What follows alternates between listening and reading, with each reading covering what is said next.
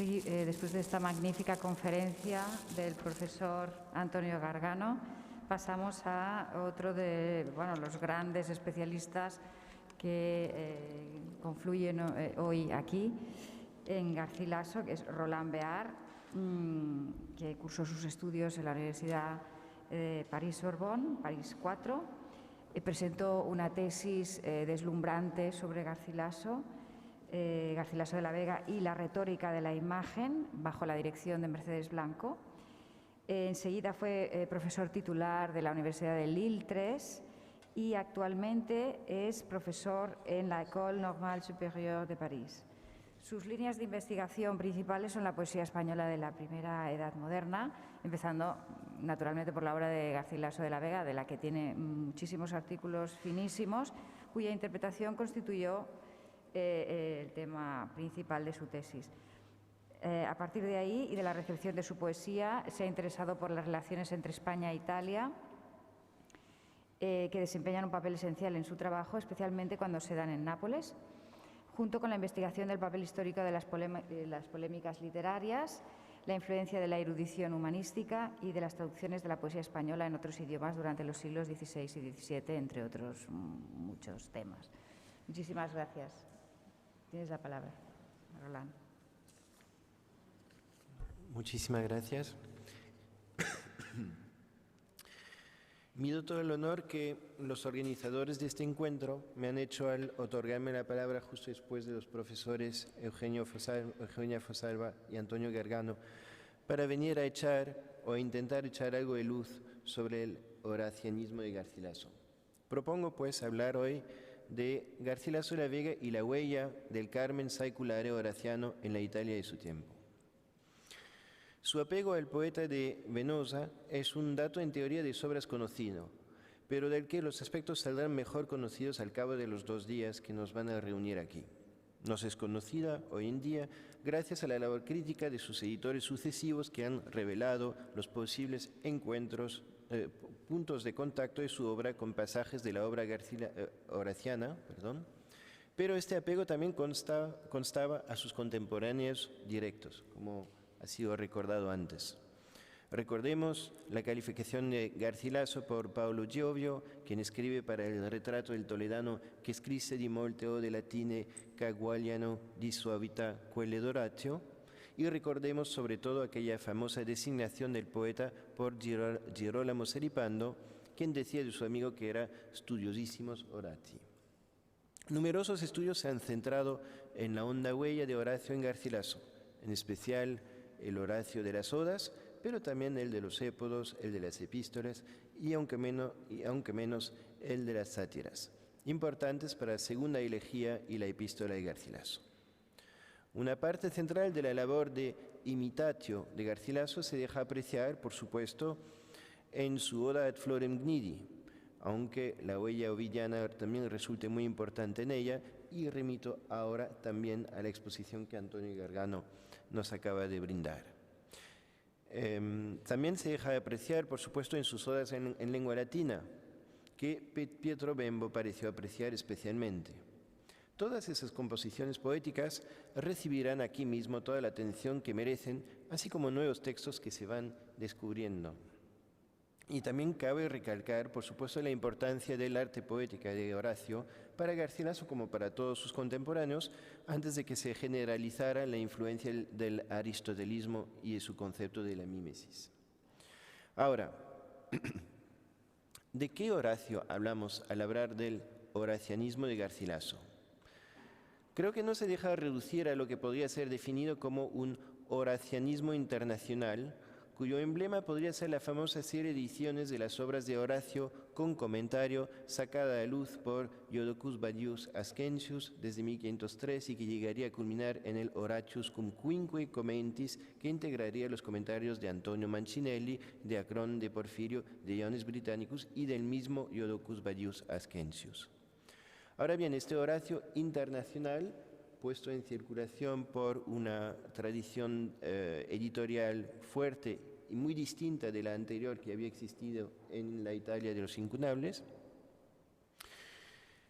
Este Horacio Internacional pues volvió después a editarse en Italia, en la imprenta de los herederos de Aldo Manuzio, y la pregunta que cabe hacerse, que yo quiero formular al menos al respecto, consiste en saber si cabe entender el horacianismo de Garcilaso desde el continuo de las lecturas italianas de Horacio, además, por supuesto, de los conocimientos que traería quizás también desde sus estudios de latín de España, o si también es preciso situarlo delante del telón de fondo de esta fortuna europea. O sea, creo que es una pregunta a la que no tengo respuesta de momento, pero creo útil de formular. O sea, ¿cuáles son las tradiciones horacianas, textualmente hablando, con las que está trabajando? Creo que en ese sentido que la edición con comentario del Arte Poética de Horacio por Bernardino Martirano en 1531, que retoma la lectura de Horacio por Iano Parasio, embebido con las lecciones de los ámbitos romanos y napolitanos de inicios del siglo XVI, permite apreciar cómo Garcilaso se inserta en un momento y un movimiento peculiar de recepción del poeta Venosa, en especial en lo que respecta a la relación entre texto e imagen, tan importante para la comprensión de sus versos, y que lo inserta, y esta es una idea que he procurado desarrollar en varios trabajos pasados, en la huella de los poetas cuya poesía responde al fuerte impulso visual de la escuela de Raffaello.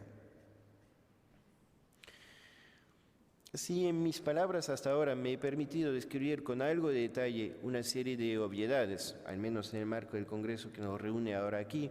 es que tal y como anunciado, mi contribución de hoy se centrará en el examen del lugar, o mejor, del no lugar, de un poema central de Horacio en la lectura de su obra por Garcilaso, el Carmen Saeculare. Con este objetivo, que tiene la forma de una apuesta un tanto paradójica, quisiera llegar a una serie de observaciones finales sobre, fundamentalmente, lo que podía ser legible e imitable de Horacio para Garcilaso, a ojos de Garcilaso. Observaciones que nos ayudarán quizás a medir mejor las intenciones y el alcance de la labor imitativa del toledano. Antes de empezar con ello, sin embargo, una observación importante aún sobre el horacianismo de Garcilaso. Si consideramos que Horacio desempeñó, después del fallecimiento de Virgilio, el papel de poeta oficial de Augusto, eligiéndolo como modelo digno de imitación, después de haber escrito al menos una, si no ya 2 églogas, debió de significar para Garcilaso concebir su obra desde la proyección de una imitación de los modelos augusteos, considerados en su conjunto. Una pregunta recurrente, en este caso, consiste en saber si fue una imitación de uno de los poetas, Virgilio, y luego del otro, Horacio, si consideramos el desarrollo de su obra poética, o si Garcilaso alcanzó a definir para sí mismo una suerte de complementariedad ideal entre ambos, como 2 modelos que podía combinar en su propia praxis poética, que responderían a algún tipo de programa predefinido entre Virgilio y Horacio en sus papeles respectivos, dentro del gran programa de reformación y de refundación de la poesía latina bajo la égida de Augusto. Y menciono esto porque esta posibilidad de considerarlos como perfectamente complementarios sería un tipo de pensamiento que se parecería mucho a los esfuerzos que muchos filósofos hacían en la misma época de Garcilaso en conciliar a Aristóteles con Platón y demostrar que, aunque aparentemente sean distintos, en realidad dicen la misma verdad, etcétera, etcétera. Una especie de sincretismo que carece aún de todo el rigor de la crítica histórica que se tendrá unos decenios después.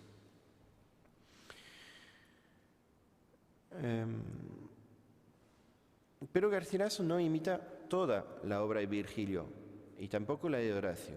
En efecto, en el caso de la imitación de Virgilio,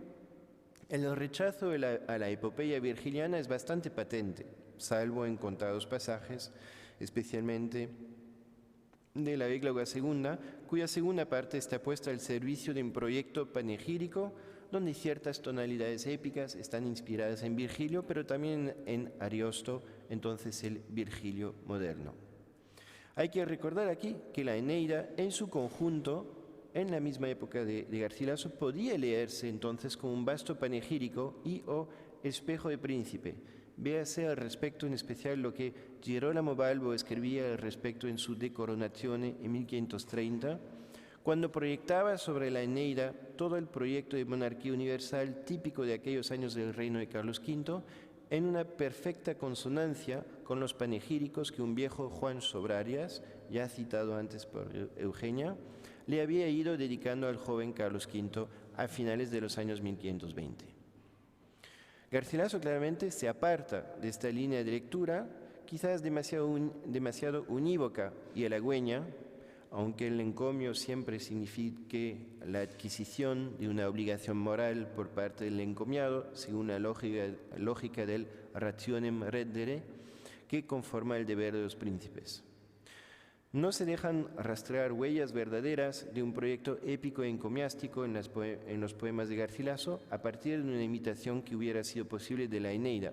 y que se verá elaborada por varios poetas años después en un ciclo de poemas épicos dedicados a Carlos V, poemas en los que la huella garcilasiana resulta casi omnipresente, como si su proyecto poético constituyera el marco de una ambición poética de este tipo. Y no solo se constata una ausencia de proyecto realmente épico, sino que tenemos ahí la gran recusatio del inicio de la primera égloga, versos 29 a 42, inspirada en Virgilio, pero también en Horacio, en la que Garcilaso posterga la inspiración épica para otras ocasiones que probablemente nunca se presentarán. Ahora bien, este proceso, que es bastante evidente en las imitaciones de Virgilio que nos brinda Garcilaso, lo es también, creo, en las de Horacio. En efecto, si bien, como ya lo dije, se esmeró en mostrarse un digno émulo del Horacio lírico, en especial de las odas, pero también un poco de las sátiras, dejó completamente de lado un poema que resulta, sin embargo, central en la obra de Horacio y que siempre se editaba aparte en sus óperas, el Carmen Saeculare. Siempre es un poema que viene con un título propio y que no está insertado con el resto de los libros. Este poema lírico, que Augusto le encargó a Horacio para los Ludi Saeculares de 17 a.C., consistía en un peán, un himno al modo griego, dirigido a Apolo y a Diana para que extendieran su protección a la ciudad que Augusto, después de largos años de guerras, procuraba estabilizar, confiriéndole la que después se llamaría Pax Augusta, y de la que el Ara Pacis, el altar de la paz, es la perfecta traducción visual. Me resulta curioso pronunciar esto en el lugar de un altar al mismo tiempo. Ahora bien, este himno, en su dimensión propiciatoria y ritual, mágica en realidad, como lo ha subrayado con fuerza Michael Putnam, no admite en lo más mínimo una dimensión de segundo grado, que es una cosa que se presta muchas veces a Horacio, una especie de distancia interior respecto a lo que dice. Pero este poema, concretamente, es imposible que tenga un segundo grado por la función que desempeñó en la celebración de Roma y el llamado a los dioses. Entonces, no admite en lo más mínimo una dimensión de segundo grado, algo que permitiera suponer algún tipo de distancia irónica o crítica por parte del poeta Horacio frente al sistema político-religioso de Augusto. Se trata, nada menos, de renovar el siglo, el saeculum, mediante las fuerzas de la invocación del Carmen. Recuérdense los primeros versos, simplemente para traerlo a la memoria. Oh Dios del día, o sea, en traducción castellana. Oh Dios del día, venerado Febo, y tú, Diana de los bosques, reina, ya que el mandato civilino fieles preces entonan en estos días de las fiestas sacras a las deidades de los 7 montes, vírgenes puras y escogidos párvulos gratos oídnos. Habla luego el coro de mancebos. Sol, que en tu carro de marfil conduces la luz del día, siempre el mismo y nuevo, ciudad mayor que la ciudad romana, nunca ilumines. Responde el coro de doncellas, según las leyes del peán. Y tú, Lucina, genital o ilitia, cualquiera el nombre que prefieras sea, porque Diana siempre era triple, ¿no? La madre corre en el doliente parto, calma sus males, y con tus rayos numerosos, puros, firma la ley que a los dos sexos une, y haz que fecundo en descendencia larga sea ese lazo. Y luego hablan ambos coros.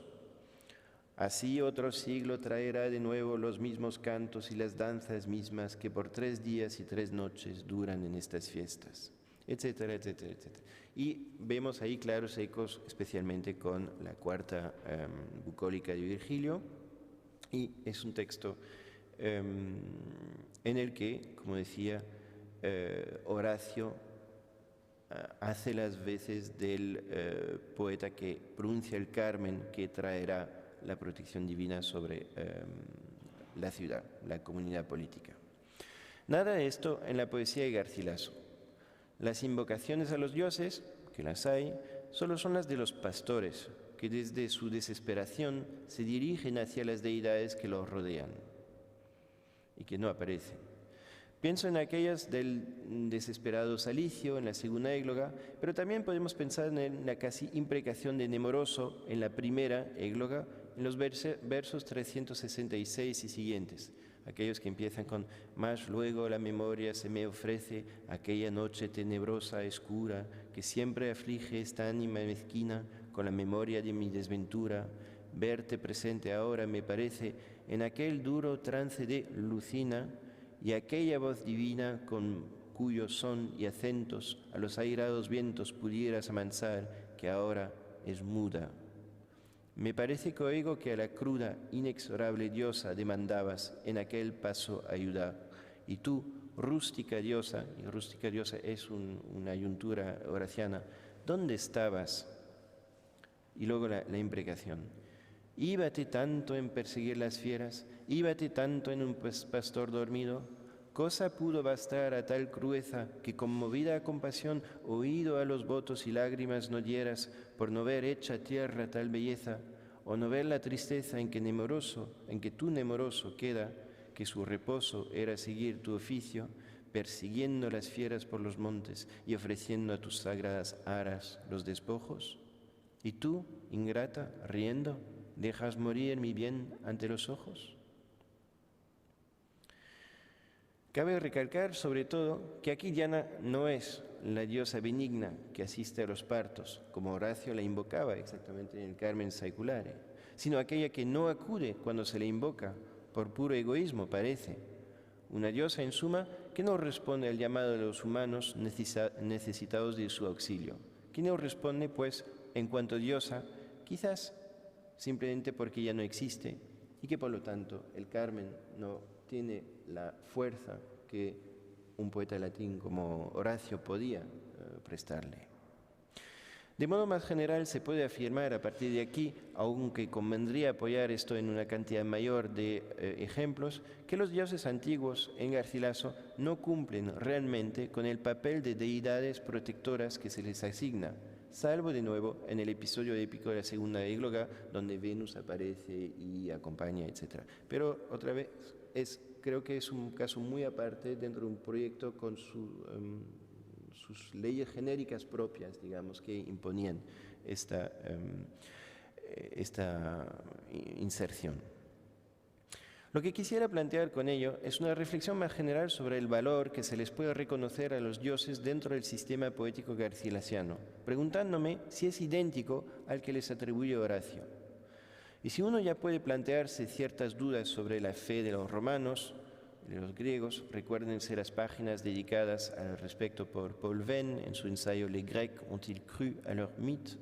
¿De verdad los griegos creían en sus mitos? Cabe afirmar que el Carmen Saeculare sí constituía una parte de un rito que como tal, quizás no como religión creída por todos, pero sí como manifestación colectiva, social y políticamente hablando, adquiría un valor de rito que solo difícilmente podía recibir en tiempos de Garcilaso. Creo que hay una diferencia fundamental y que de una manera u otra influye en lo que se hace al limitar a Horacio. Cabe observar que sí que se dieron intentos de adaptación del Carmen Saeculare para fines no solo poéticos, sino también políticos a inicios del siglo XVI. O sea, cabía la posibilidad de hacerlo. Pienso en particular en la imitación que Konrad Celsius, el poeta laureatus del emperador Maximiliano I, hizo del Carmen de Horacio, cambiando las deidades antiguas por el sol y la Roma eterna por la Germania. Es todo un vasto proyecto bastante interesante, imitación de Horacio, de todas las odas y del Carmen Seculare por Celsius, que es el poeta de referencia de la Viena de los años 1500, con la obra del cual Garcilaso bien pudo cruzarse en un momento u otro, bien en sus andancias por Alemania, bien incluso en Italia, porque circulaba. Entonces, podía imitarse y adaptarse, digamos, a un lenguaje cristiano y, en este caso, germánico, es decir, adaptando también las realidades políticas. Algunos años después, sin embargo, y ahí pongo otro ejemplo, vemos como el poeta de Siena, Alessandro Piccolomini, casi la misma generación que Garcilaso, porque nace en 1508, o sea, es más o menos la misma quinta, utiliza la imagen del sol del Carmen Saeculare para, en el soneto 51 de sus 100 sonetti, es decir, justo el del medio, en el que además reflexiona sobre la edad que tiene, que es la edad de la mitad de la vida, 36 años.